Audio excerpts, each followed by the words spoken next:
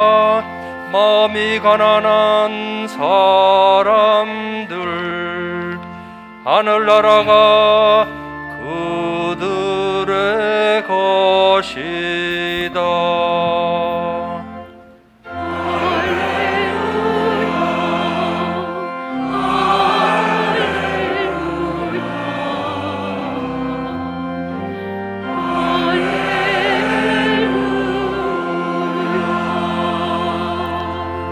주님께서 여러분과 함께 또한 사제의 영과 함께 루카가 전한 거룩한 복음입니다.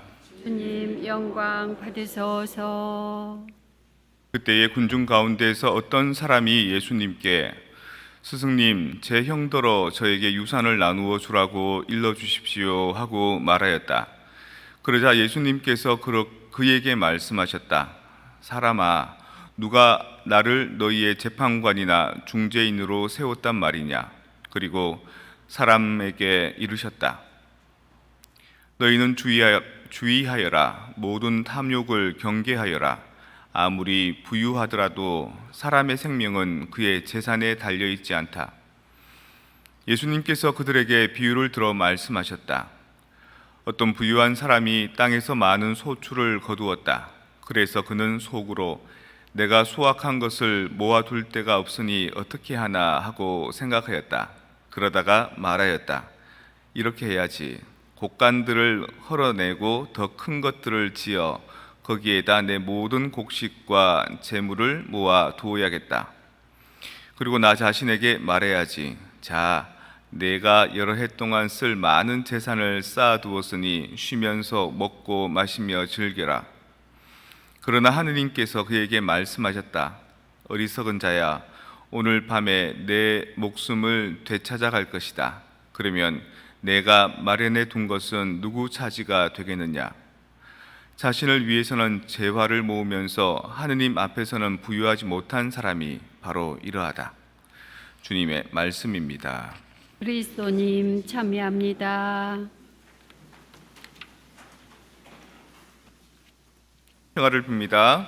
평화를 빕니다. 고려 시대 말기에 이조년이라는 사람이 있습니다.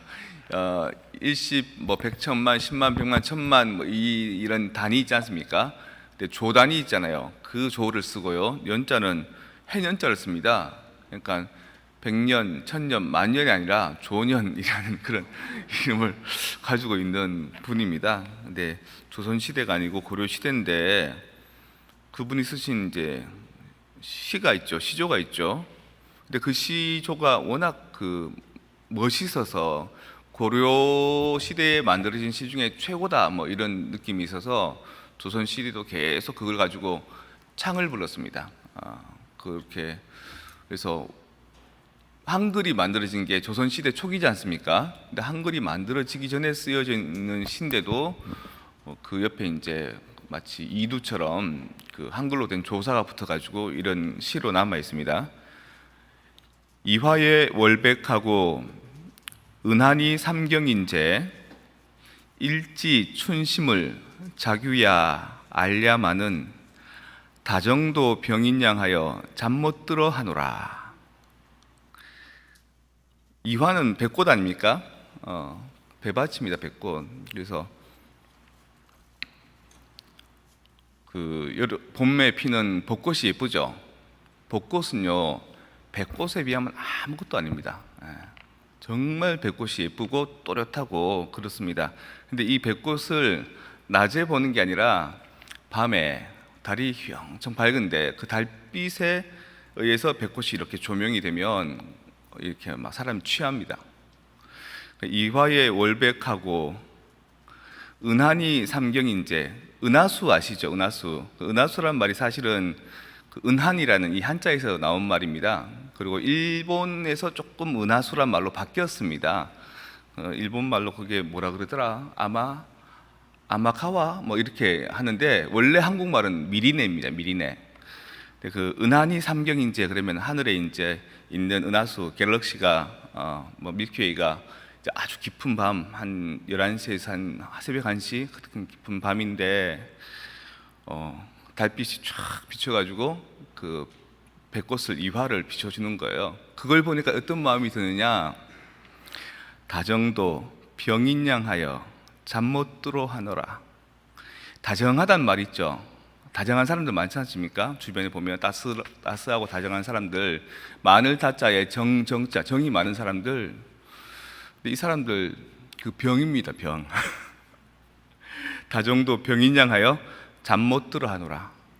감수성이 뛰어나고 감성이 뛰어난 사람들은 그 밤 한밤에 달빛에 비친 백꽃을 보고도 마음이 설레는 겁니다. 그 다정함 때문에. 그것도 병인지 잠이 안 오는 겁니다. 안 겪어본 사람은 모르는 고통이걸요, 그거 아마.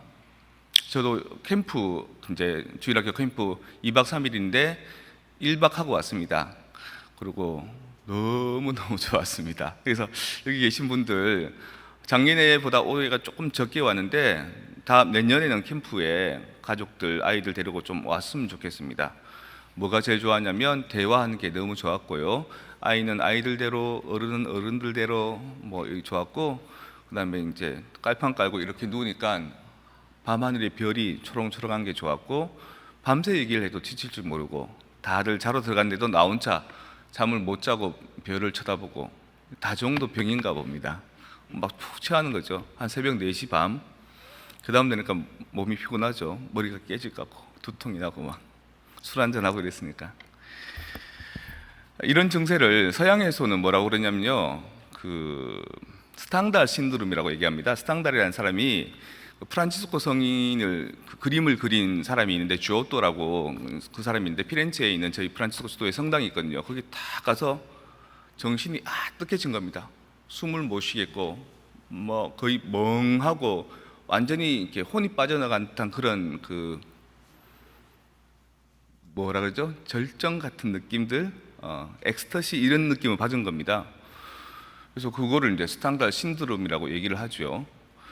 스탕달 신드롬에 이제 빠진 사람들이 되게 어떤 사람들이냐면 감수성이 많고 또 감성이 뛰어난 사람들이 잘 빠지고요. 또 재미있는 거는 그 이태리에 사는 사람들은 거기에 빠진 사람이 없답니다. 왜냐하면 거기에는 너무 유스되어 있기 때문에 그 아름다운 작품들이 나를 그렇게 혼이 아뜨하게 하지 않는다는 거죠.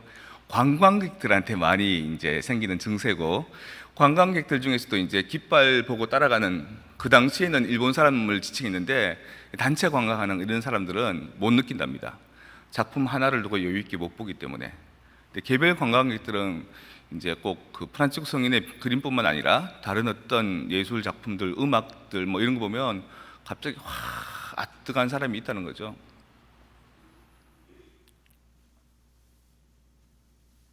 오늘 그 코헬렛이라고 요즘 바뀌었는데 원래는 전도서라고 했습니다. 전도서라고 했던 이유는 영어에 보면 조금 힌트가 있는데 Vanity of vanity says Kohelet. Vanity of vanities, all things are vanity. 이러면서 The preachers are said 이렇게 얘기하거든요. 프리처가 설교자 아닙니까? 설교하는 사람을 전도자, 전도사 뭐 이렇게 얘기하니까 그래서 전도서로 이제 옛날에는 알았는데 이제 성경이 가톨릭만의 성경을 만들면서 이제 원래는 여기 단어에 코헬렛이라는 사람이 나오기 때문에 이제 코헬렛으로 바꾼 거죠. 근데 옛날의 성경에는 헛되고 헛되다 세상만사 헛되다 하늘 아래 새로운 게 없고 어제도 오늘 같고 어제도 내일도 어제 같고 중요한 것은 하느님의 진리밖에 없다. 우리가 욕심을 낸들 무엇하고 공수래 공수고다 이런 느낌을 많이 줬거든요. 그래서 목사님들이 이 얘기를 쭉 하면 그렇게 좀 마음이 더 젖어드는 같은 느낌이 있는데 원래는 이 오늘 나오는 허무로다, 허무 이렇게 나오는 이 말이 바니타스를 얘기합니다. 베너티, 바니타스. 그래서 아까도 프란치스코 성인의 그림을 보고 그 스탕달이 완전 홀릭에 빠진 것처럼 좋은 작품들이 있는데 랜드스케이프, 풍경화 말고 이 정지되어 있는 그 대상을 그리는 것을 정물화라 그러거든요. 정물화의 이제 한 조류 중에 하나가 한 18세기쯤 됐을까요? 17세기 됐을까요? 네덜란드 쪽에서 바니타스 정물화가 나오기 시작합니다. 근데 바니타스 정물화는 그림인데 멋진 그림인데 자세히 보면 과일이 풍성하게 있는데 과일이 썩어 들어가고, 꽃이 있는데 꽃에 벌레가 막 갉아먹어 들어가고, 촛불이 있는데 촛불은 꺼져 있고 촛농이 막 쭉 늘어져 있고, 전체적인 분위기도 좀 암울하고, 그리고 잘 보면 해골 같은 것도 하나 있고, 세상만사 헛되고 헛되다, 모든 것이 헛되다, 이거를 이제 이 콜렛의 말을 그림으로 표현한 겁니다. 그래서 베너티라는 그 가치, 바니타스라는 가치를 그림으로 이제 표현한 거죠. 그리고 이제 조르주 들라뚜르라는 그 미술가, 화가가 있는데, 그 사람은 마리아 막델라나를 그렸거든요. 마리아 막델라나를 그렸는데 그 해골을 딱 갖다 놓고 초를 켜놓고 땅 밑에 뭐 여러 가지 보석함이나 이런 게 떨어져 있고, 그 마리아 막델라나로 보이는 여인이 이렇게 그를 응시하고 쳐다보고 있습니다. 배가 살짝 불렀고요. 그래서 그게 왜 그러냐면 마리아 막달레나가 사실은 유혹에 잘 빠지고 또 여러 남자들과 놀리고 뭐 이런 세속적인 사람이었다가 나중에 부활하신 예수님을 제일 먼저 발견한 그런 사람 아닙니까? 그래서 내가 한때 빠졌던 그 세속의 것들은 땅바닥으로 떨어뜨리고 해골을 얹어놓고 죽음을 생각하면서 이 바니타스, 허무한 이 세상을 생각하면서 진리를 찾아서 가는 그림들, 이런 것들을 이제 얘기하는 거죠. 제가 요새 좀 조급합니다. 조급하고요. 그냥 조급한 게 아니라 조급증이 타보면은 가슴이 방방방방 뛰고 땀이 쫙 나고, 약간 제가 원래 앓고 있던 공황장애 증세의 아주 미세한 증세, 유사 증세 같이 나타나더라고요. 왜 그런가? 내가 그리스도인 줄 알았기 때문인 겁니다. 내가 열심히 하면 우리 교우들 다 성숙할 줄 알았고, 내가 막 잘하면은 막 만족감이 생기고 내가 그리스도인 줄 알았거든요. 지난주 수요일 날 우리 성경 공부 이제 시작했지 않습니까? 하나님 말씀 읽기, 그거에서 요한복음을 공부하는데, 요한복음에서 세례자 요한한테 사람들이 묻습니다. 당신이 누구요? 이렇게 물어요. 근데 세례자 요한이 나는 그리스도가 아니요, 이렇게 대답합니다. 당신이 누구요? 그러면 난 세례자 요한이요, 이러면 되는데 나는 그리스도가 아니요, 이렇게 대답합니다.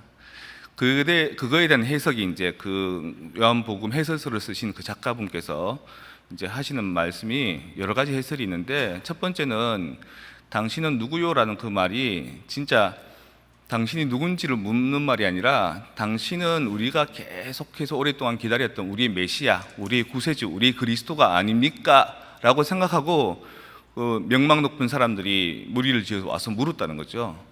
그래서 세례자 요한이 후이지 이거 당신 누구냐를 대답하는 게 목적이 아니라, 내가 그리스도인 줄 알고 왔기 때문에 나는 그리스도가 아니요, 난 오히려 그 그리스도의 신발끈을 풀어드릴 자격조차 없는 사람이요, 이렇게 대답했다고 얘기하고요. 또 다른 한 각도에서는 그만큼 세례자 요한이 자기 자신의 현 존재를 너무 잘 알았다는 거죠. 너무 높이 생각하지 않았다는 겁니다. 자기가 메시아인 척, 자기가 그리스도인 척 해서 막 매달리지 않았다는 겁니다. 이 세상을 구원하기 위해서 뭐 때로는 사람들한테 회개해라 그러고 세례도 주고 했지만, 그거 사방팔방 뛰어다니면서 하려고 하지 않았다는 겁니다. 자기가 그리스도가 아닌 걸 알았기 때문에. 그런데 나는 내가 그리스도인 줄 알고 온갖 것을 기획하고 온갖 것을 진행하고 사람들과 함께 뭔가를 하려고 그러고 이러니까 시간이 자꾸 중복되고 이중 약속이 생기고 에너지가 소진되고, 그러면서도 하려는 의지는 있고, 이러니까 언밸런스가 나겠죠, 그죠? 근데 그 왜 그러냐? 내가 다정하기 때문인 겁니다. 별빛을 보고도 감동될 수 있는 다정함, 그리고 사람을 보고도 사람 마음을 읽어낼 수 있는 그 감수성, 그런 다정함이 나의 병을 만든 겁니다. 다정도 병인가 하여 잠 못 들게 만들고 힘들게 만드는 겁니다. 자, 이제 좀 이해가십니까? 여러분들도 안 겪어본 사람은 모른다 그랬는데, 그런 다정함이 있는 사람들은, 또 인생에 대해서 성공에 대한 집착이 있는 사람들은, 가족을 위한 사랑이 있는 사람들은 거기에 이렇게 빼앗기는 겁니다. 스탕달 신드롬처럼. 복음 보시면 조금 더 뚜렷합니다. 어떤 사람이 내가 많은 소출을 거두었다, 농사지어서 막 엄청나게 이제 재산이 있다, 먹을 곡식이 있다, 곡식은 꼭 돈이다. 근데 이거 보관해야지. 그래서 그 창고를 딱 짓는다는 거죠. 딱 집어넣고, 야, 이번 기월도 나고 몇 년 동안 평생 동안 나는 걱정 없이 부자가 되겠구나. 라는데 그 다음날 죽었다는 거예요. 바니타스, 허무하죠. 해골 보고 이제 있는 것처럼. 내가 우리 성당 잘 돌아간다. 남가주 한인 성당 중에 우리 성당이 지금 제일 뜨끈뜨끈하다. 우리는 뭐든지 할 수 있다. 요즘에 최근에 막 각 성당에서 크루즈 여행 갔다 왔다면서 우리도 가고 싶은데 뭐 이런 소리 많이 들리거든요. 막 너네 성당 때문에 우리 성당 너무 힘들다 뭐 이러고. 그래서 이렇게 내원차 업이 됐는데 그 다 헛되고 헛된 겁니다. 마치 이 부자가 곡식을 많이 거둬서 창고에 집어넣었는데 이제 끄떡없다 그랬는데 죽은 것처럼. 제가 인사이동에서 떠나고 나면 그 무슨 소용이 있습니까? 그리고 그것이 내가 메시아인 줄 알고 내가 그리스도인 줄 알고 착각에 빠지면 사람 망치기 쉽고 교만하기 쉽지 않습니까? 오히려 우리 교우들이 내가 있든 없든 우리 수인님이 있든 없든 어떤 사제가 있든 없든 스스로 조금 이렇게 깨달아가고 성숙해가고 또 고급스러워지고, 그래서 성당 안에서도 서로에 대한 인간관계나 신앙 안에서도 깊이를 더해가는 그게 이제 목적이 돼야 되는데, 나는 안 그런 척하면서도 나의 이 다정함을 무기로 사람들의 마음을 빼앗고 대상의 아름다움에 홀릭돼서 그냥 그렇게 바쁘게 쫓아다니니까 조급증이 생기고 그것이 병처럼 나를 힘들게 한 겁니다. 그런 사람 저만 그런 게 아니고 여기도 있습니다. 여기도 있고 저기도 있고. 그런 다정함이 많은 사람들은 사랑도 줘야 되지만요, 사랑도 많이 받아야 됩니다. 그래서 사랑받기 위해서 더 열심히 살아갑니다. 근데 사랑 못 받으면 어떻게 될까요? 푹 떨어집니다. 모두가 나를 외면하는 것 같고 못 견디겠고 스스로를 자해합니다. 자꾸 괴롭히고 마음속으로도 그렇고 실제로도 그렇고. 저도 그런 데 빠지면 약을 잘 안 챙겨 먹게 되고 방을 잘 안 치우게 되는 거예요. 내가 나를 자해하는 겁니다. 해로운 공간을 만드는 거예요. 근데 그게 다 헛되고 헛되다. 너무 그렇게 감수성이 뛰어난 것, 그걸 통해서 뭔가 성취하는 것에 몰입하지 마라 라고 오늘 토요일 레슨 또 복음은 말하는 겁니다. 또 저도 좀 느껴야 되겠지만 여러분도 좀 느껴야 되실 부분 같습니다. 그래서 정도껏 합시다. 정도껏 하고 적당히 하고요. 그리고 그것이 전부 다가 아니라는 걸 깨달읍시다.